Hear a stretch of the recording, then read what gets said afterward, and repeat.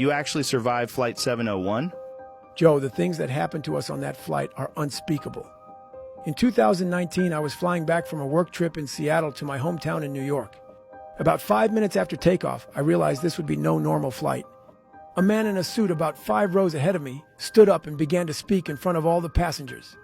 He introduced himself as Dan Sage, intelligence agent, and waved his government badge.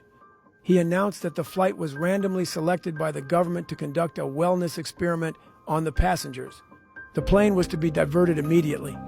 10 minutes later, the plane landed in a clearing in the woods somewhere in the Midwest.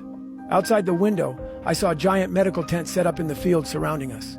Doctors in scrubs began to round up the first few passengers to start their testing on us. Realizing that this all just seemed wrong, I made the decision to try and fight back.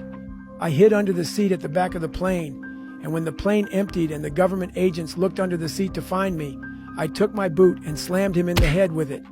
I then opened the emergency exit, made a run for the woods, and didn't look back for hours. Joe, the media and government claim that Flight 701 went down due to engine failure. But I assure you that something much more sinister happened. I just hope those wellness experiments were short and painless for my fellow passengers,